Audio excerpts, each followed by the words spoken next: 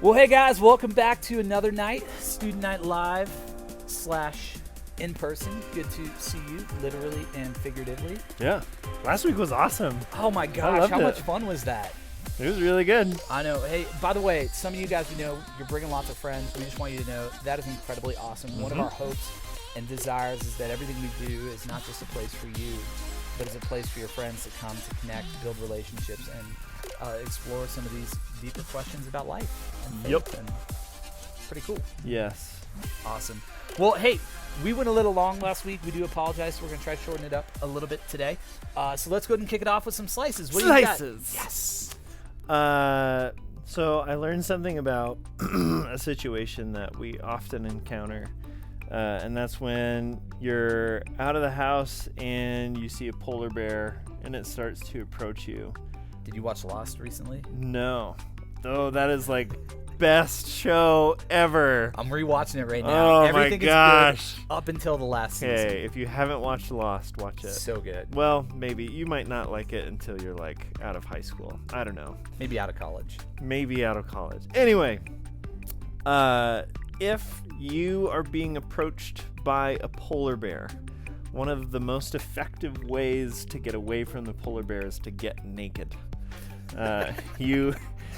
You back away and remove one piece of clothing at a time, and polar bears are very curious. So as they're approaching you, if they encounter a piece of your clothing on the ground, they might stop and take some time to like sniff it and play with it and look at it. And so like the more clothing you put down, the more distance you put between you and the polar bear until you're able to like find a shelter or get help or something like that. The downside to this is polar bears are in really cold climates, so you could die of hypothermia. I'm just imagining, like, whenever I hear recommendations in the best way to do this, I've got to imagine that somebody figured this out because they actually did it. Yep. So I'm trying to picture this team of researchers down in Antarctica just getting butt naked with polar bears walking up sniffing them. Yep. It's a little weird. Yep. What's your slice? So, obviously, back in March, COVID happened, and, COVID kind of wreaked havoc on the economy, and so our government stepped in and they provided a lot of funding, right? A lot of stimulus money, a lot of money to these different governmental programs, and one of the organizations that they were giving extra money to was the CIA. Now, you guys may not know this, but there has been all kinds of rumors and questions about like UFOs and aliens and all that kind of stuff over the years. You got like Area 51, there was that whole protest that happened there. And so some senators, what they did is in the funding bill that was passed, they slipped in this little thing that nobody really noticed, saying that the CIA, upon receiving this funding, would have to agree to unseal any documents that they had on UFOs and alien life. Yes. Right? And so the CIA got this money, and then they realized, oh my gosh, there is this date by which we're going to have to like unclassify all of these documents. Awesome.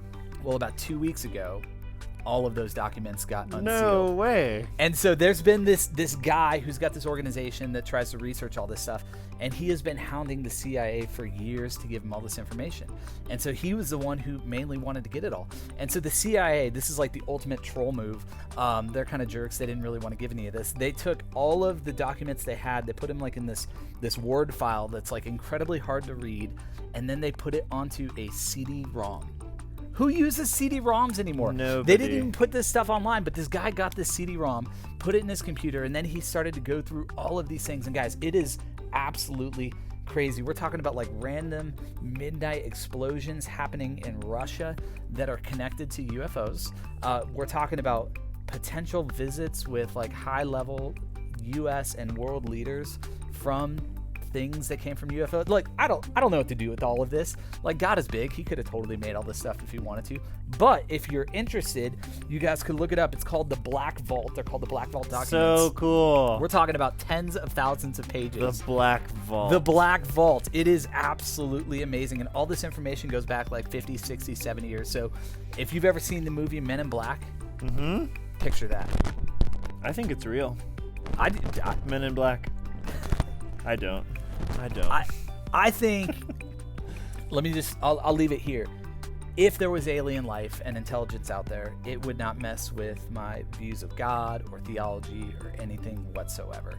I think we alone are unique as image bearers, but it's like, well, like if God wanted to make aliens, why not? Yeah, it would give me lots of questions. Lots of questions and hopefully some really cool answers. Okay, before we move on, I'm really curious. If you're at Zoe's right now, raise your hand if you know what a CD-ROM is. I'm just really curious how old we are. I don't know what's happening in when the I room grew right up, we were using floppy disks. Yeah. Oh my gosh. Okay. There was the really big floppy disks, but then there were the hard plastic ones that were even smaller. Yeah. What were those called? Anyway, it doesn't matter. Not a floppy disk. It was I don't know. We'll pull you aside if you want to hear the tale of floppy disks. And back in my no day. cell phones and landlines, and then when we used to use the internet, it would have to do the dial-up, like the doo-doo-doo-doo. Yep. AOL. Yeah. So good. So good. Okay. You guys have no idea what we're talking about. Yeah. Anyway, Google it. Google it. But Google was not around back when we were kids. It was just Ask Jeeves. You weren't around when we were kids. That too. Well, we're going to go ahead and get into it. Pretty excited. Hope you guys have enjoyed this kind of format in which we've been engaging in our time of discussion, right? We don't really want to call it teaching because it's more just me and Stetson wrestling through some things, talking as we hand it off to you guys to talk about some things. But we've been in a series now for the last couple weeks on the 10 Commandments. Mm-hmm. And as we said the last couple weeks, right, commandments are these things that sometimes we react negatively against because we don't like rules. They kind of feel a little bit oppressive, but like all things, rules and guidelines are actually incredibly healthy. Think about it this way, like speed limits. Mm-hmm. Speed limits are there not to keep us from having fun driving 120 miles an hour. They're actually there to help us get to our destination safely in the context of, this road where there's a lot of other cars driving as well, and to do it in a timely, efficient manner. They're actually there to help us, not to hurt us. Yeah. And I think the 10 Commandments are, in a lot of ways, just like that. Mm-hmm. I still go 5 over. I don't know what 5 over is for the 10 Commandments, but sometimes I'll go 7 over on the freeway. There's probably no 5 over option for the 10 My wife, Commandments. I've always got to tell her to slow down when we're driving down to Colorado Springs. She'll go 15 to 20 over, and I'm like, stop. Sweet. I can't afford that ticket. Yeah. Well, hey, Stetson, why don't you kind of introduce what we're going to be talking about today? Okay. So last week, the first commandment is you shouldn't have any gods before me. We talked about that. Mm-hmm. This one is about having no idols. I think it would be good if we read the verse. Yeah, because they are kind of connected. Yeah. So it's in a book called Exodus, chapter 20, verse 4. And God said, "You shall not make for yourselves a carved image or any likeness of anything that is in heaven above, or that is in the earth beneath, or that is in the water under the earth." So no carved images that represent God. Yep. Now, to understand why God would give this command, I think it's important to understand a little bit of the history of the Israelites and also the surrounding culture. You see, back then, what the people would do, and all these nations that surrounded them, right? You can read about this in the history of Israel, right, in Kings and Samuel. But these people, they would essentially make these idols that they would then worship, right? So I remember one time I was in the city of Caesarea Philippi, which is actually in Israel. The Romans had built this city there, and the god Pan was worshipped there. So if you guys have studied Roman history in school, you'd know who he is. He's the half man, half goat, but so not Peter Pan. Not Peter Pan. I pictured a half man, half goat flying through the air. And I can't go into the details of what this idol looked like because it's church. His massive thighs just dragging across the ground. Okay, but sorry. They had this idol, and again, I can't talk about what it actually was. You can Google it if you want to. It's pretty grotesque, but all of the people would go to the temple center in the middle of Caesarea Philippi, and they would worship this thing, right? It was the object of their affection. And one of the reasons that people would do this is because this idol was this thing that they could touch. It was this thing that they could see. It was this thing that they could feel. In a lot of ways, it made them feel safe. It made them feel comfortable. And every nation at this time, and even the Israelites themselves at different times, they would do this. They would worship these gods. The Egyptians, right, out of this nation they were just delivered from slavery, they had a ridiculous amount of idols. And so idolatry essentially it was kind of this religion, Mm-hmm. right? It was this idea that I'm going to make something, I'm going to create some rules, I'm going to create something that I can worship, and I'm going to create all of the kind of the guidelines that go around this worship. And that was a problem for God, because God wasn't actually calling the Israelites into a religion. Now, over the years, it kind of developed into that, but more than anything, God was calling his people into a relationship. Yeah. And idolatry is dangerous because it takes a relationship and it turns it into a religion. Absolutely. There's something you said earlier that reminded me something that our house party talked about last week. They're such brilliant people in mine. I'm sure they are in everyone's, but I just know mine is brilliant. But we talked about like the reason why it's easier to go to like physical things instead of God is because like, you can see them and touch them. And that's exactly what was going on with the idols. Yeah. And you were talking about like relationship here, and like the verse that we read, like God goes on to say, it's like, don't worship these things because I am jealous. And God's not just jealous because he's like, you can't say something else is God, and I'm not. It's because exactly what you said, like he wants a relationship. So by saying you can't have any idols, like you can't worship anything other than me, it's because he's saying I'm inviting you into a relationship. Yeah. And if you start worshiping something else, it's like you're cheating on me. And he's like heartbroken. Like if my wife Allie told me that she started seeing some other guys because they could take care of her better than I could, not only would that crush my self-esteem, but I would be heartbroken, because it's like, you're my wife. Like we have this relationship and you're cheating on me. Yeah. So, and that's what shifts like this whole thing of like commands aren't like these oppressive rules. You have to do what I say. But like God is like, okay, if we're going to be in a relationship, let's lay out some ground rules here. Yeah. And rule number 2, you can't cheat on me. Pretty much. Yeah. And I mean, I love what you said there about your wife. Well, no, that would actually be really terrible if that happened. But thanks, man. Just the idea of her response, it's like, I felt a certain safety. There were things that I wasn't getting from you, right? Like, and I think the reason that something like idolatry is so incredibly tempting is because it meets these very real needs that we have. Like a lot of us, we feel insecurity. A lot of us, we feel unsafe. We want meaning. We want purpose. We want validation. And so we turn to these things in our lives. And in fact, that's actually what the Israelites did as well, and what these other nations would do. When they would go off into battle, they would bring their idol with them, right? Their God with them, because it would embolden them. It would strengthen them, right? It was, I see it. I feel it. Its presence is here. Okay, we can now go and do this. Right. And the problem is, like, when we've got idols, just as you said, it causes us to turn away from the relationship that we have with God and to look to these other things. And you're right, it is cheating. Yeah.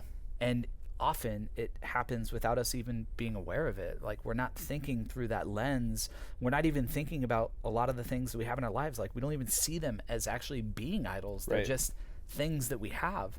And the problem is, like, a lot of these things aren't actually bad things. Right. A lot of them can actually be good things, but whenever a good thing becomes a God thing, we've got a problem, because we're forsaking God himself. Right. And we're turning to other things to get the things that we can only or should only actually get from him. Yeah. So like, let's get specific here, because we're not like beating metal and stone into objects and like creating these actual idols. So like, what are some like common idols that all of us tend to worship from time to time? Yeah, well, I mean, obviously popularity, right? We find our meaning and our validation from people thinking certain things about us. Yep. Other people, it could be financial success. Now, I know as young people, that's probably not as big of a deal, but people our age, like, that's huge. They want security. I want to know I've got enough money in my retirement account, my bank account, my house is nice enough, my car is nice enough. Other people, it's power. Right? The ability to make other people do what you want them to do, to be able to control people.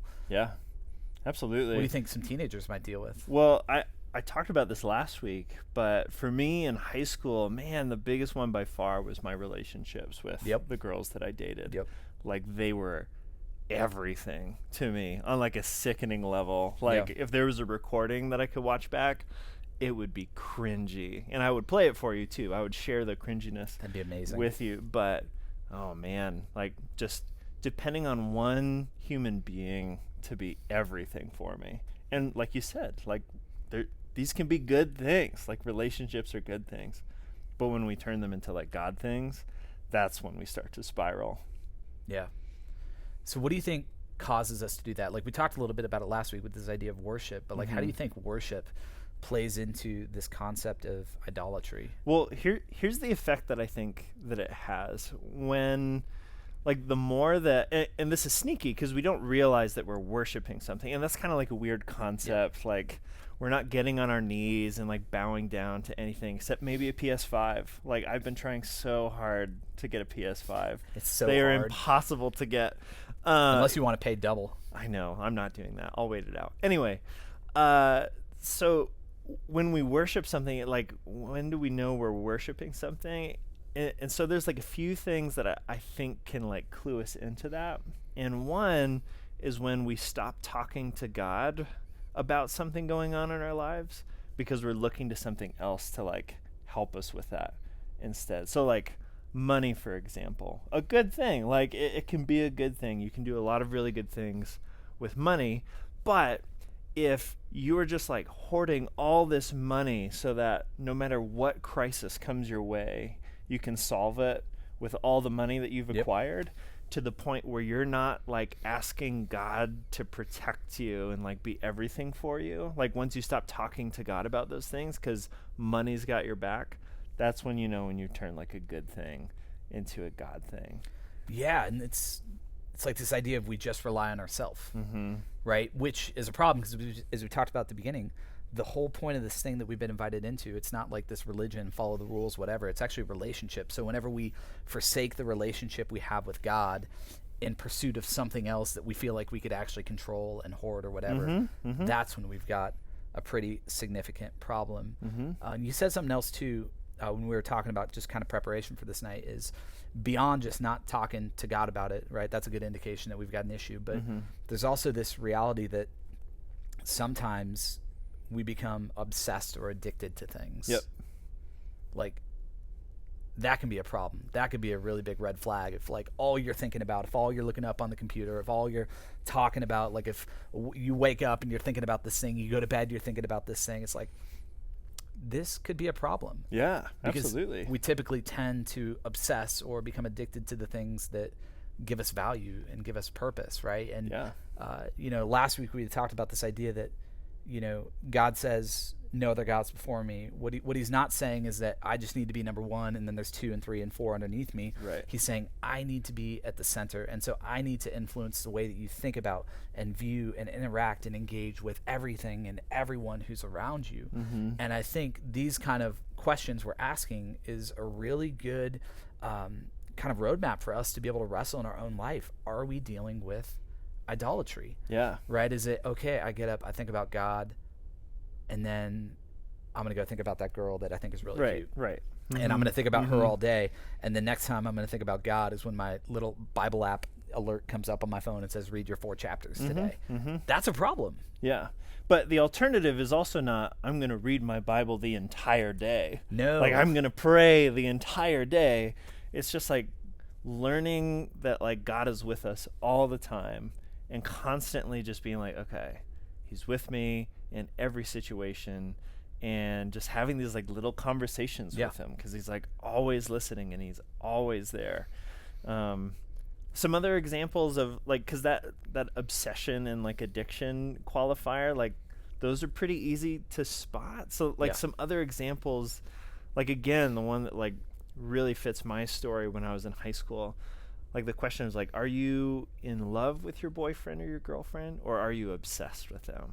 And I think if you take just a little bit of time, you'll be able to distinguish those two things. Or like any kind of substance, whether it's like a prescription drug or even food, like those can be really good things. Like I take ibuprofen when I have a headache. Like I need to eat to get through the day. But are you so dependent upon those things that it's becoming an addiction? And that goes down this other serious road where like addiction, it's not just mind over matter. Sometimes you need extra help. But like when things get to that spot, it's like, oh man, like, because worship is basically when you treat something like it's God. Yep. So if you're treating something like it's God, you're worshiping it. Yep. And again, just to reiterate, a lot of these things are good things. Absolutely. They're not bad. So we're not saying that you can't date. Absolutely. Unless you're my daughters, then you can't date. Then you can't. Wait till you. But it's this idea of like, to use your example of being in love with someone or being obsessed with them. When you are in love with someone, you want to see them thrive and experience life. Right. When you are obsessed, all you care about is yourself. Absolutely. And so for all of these things that we're talking about, are these things that help you experience more life and enhance your life and your relationship with Jesus? Or are they things that actually push Jesus to the side and crush your soul? That's how you know you've got a problem with idolatry. Yeah. And so our big idea for our time together, and we're going to talk about this here in a second when we break out into house parties, is simply this: is, guys, you weren't created to worship things. You're not. You were created to worship God. Yep. So you weren't created to worship things. And so at this point, we're going to hand it off to house party leaders. You guys are going to break out through the Zoe's complex, or if you're online, you can engage in the comment threads with us here. But our hope is that you guys begin to process some of this, talk about this, be open, be honest, take an assessment of where you're at. And if you're worshiping things, if you've got some idols, welcome to the club. Yep. We've got them too. Yeah. And the beautiful thing is that Jesus does not judge us or condemn us for that. He meets us there and he says, hey, let's smash this idol together. Yep. It's a beautiful thing. With a hammer. With a hammer. I thought of Arnold Schwarzenegger. Actually, it would have been his sword. Remember the sword? Yeah, exactly. You beat it with a hammer. He's a Conan sword. You should add a clip of that in this video no, if you can. I'm not going to do that. Okay. YouTube will get mad at me. Look it up on your own. Well, that's a great way to derail this great conversation. That's right. So, all right, we're going to hand it off to house parties. We will see you guys in the conversations.